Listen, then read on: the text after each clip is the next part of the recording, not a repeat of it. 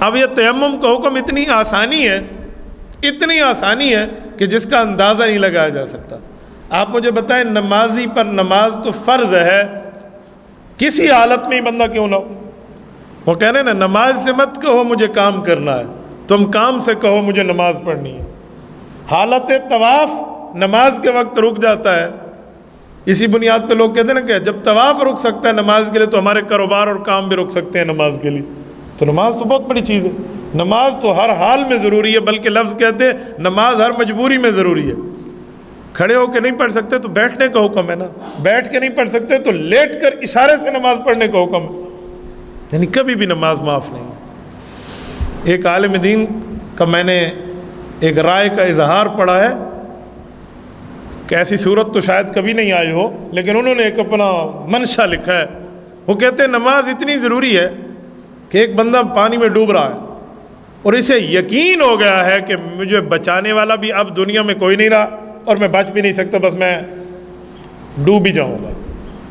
تو اس بندے کو چاہیے یہ نماز کی نیت کر کے جان آفرین کے حوالے کر دے کہ اس ٹائم کی تو اس نے نماز نہیں پڑھی تھی نا، اگر نہ پڑھی ہو تو یہ یوں کر لے۔ اس حد تک نماز کا مسئلہ ہے۔ کسی معاملے پر نماز، رسول اللہ صلی اللہ علیہ وسلم کو حضرت علی المرتضیٰ نے دائیں طرف سے، حضرت عباس رضی اللہ عنہ نے بائیں طرف سے کندھے میں سہارا دیا ہوا تھا، اور اللہ کے رسول نماز کے لیے تشریف لائے ہیں۔ یہ آخری نمازوں کی بات ہے جب ابو بکر صدیق رضی اللہ عنہ کو فرمایا تھا تم مسجد کی میں امامت کرو اور امت کی امام بنو۔ حضرت صدیق اکبر رضی اللہ عنہ نماز پڑھا رہے ہیں، حضور پاک علیہ السلام آ رہے ہیں۔ صحیح بخاری کے لفظ ہے فتخطا، حضور پاک علیہ السلام کے پاؤں مبارک زمین پر تھے تو ان سے 2 لکیریں بنتی ہوئی آ رہی تھیں۔ اس حالت تک نماز کا مسئلہ۔ اب نماز تو ہر حالت میں ضروری ہے، تو نماز بغیر وضو کے نہیں ہے، وضو نماز کی کنجی ہے۔ اور جہاں پانی بھی نہ ہو تو وضو کیا کرنا ہے؟ ایک بندے کو وضو ہے ہی نہیں تو اللہ پاک نے یہ آسانی فرما دی کہ اب تیمم کا حکم آپ کے پاس موجود ہے۔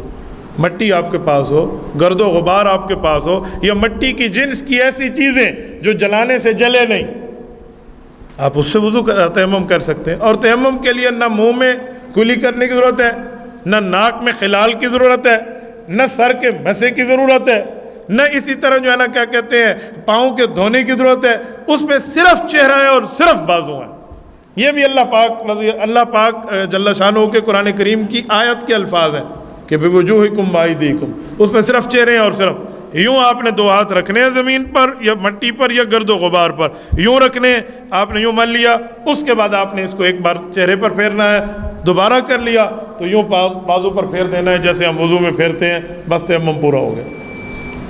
اس میں نیت شرط ہے، بندے کی نیت ہونی چاہیے۔ نمبر 2 منہ پر پھیرنا، اور نمبر 3 کونیوں تک پھیرنا، یہ 3 چیزیں۔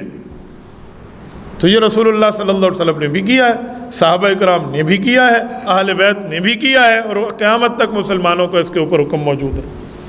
اور اس پر ایک مزید میں بات آپ کی خدمت میں عرض کروں، تیمم کا حکم چاہے چھوٹی نجاست ہو یعنی صرف وضو کرنا ہے، چاہے بڑی نجاست ہو کہ غسل کرنا ہے، دونوں کے لیے برابر ہے۔ یوں نہیں ہے کہ ایک آدمی جنبی حالت میں ہے، ناپاک حالت میں ہے، اور اس نے غسل کرنا ہے اور پانی نہیں ہے اور اسے نماز پڑھنی پڑ گئی، یا پانی ہے تو اتنا ٹھنڈا ہے کہ اس کا کوئی عضو تلف ہو جائے گا، بیماری بڑھ جائے گی، شدید تکلیف میں آ جائے گا، پھر پانی ہونے کے باوجود بھی یہ آدمی تیمم کر سکتا ہے، چاہے اس کی چھوٹی نجاست ہے چاہے اس کی بڑی نجاست، اور تیمم دونوں میں برابر ہے۔ یعنی وضو کے لیے بھی وہی تیمم اور غسل کے لیے بھی وہی تیمم۔ صحیح بخاری کی حدیث ہے کہ ایک بندے کو 10 سال بھی پانی اس طرح میسر نہیں آتا نا تو 10 سال تک یہ تیمم چلا سکتا ہے۔ یہ نہیں ہے کہ تیمم کوئی فوٹو سٹیٹ ہے یا تیمم جو ہے نا کیا کہتے ہیں اس کا ڈپلیکیٹ ہے، نہیں، تیمم اصلاً حکم ہے جیسے وضو اصلی حکم ہے۔ تبارك الذي نزل الفرقان على عبده ليكون للعالمين نذيرا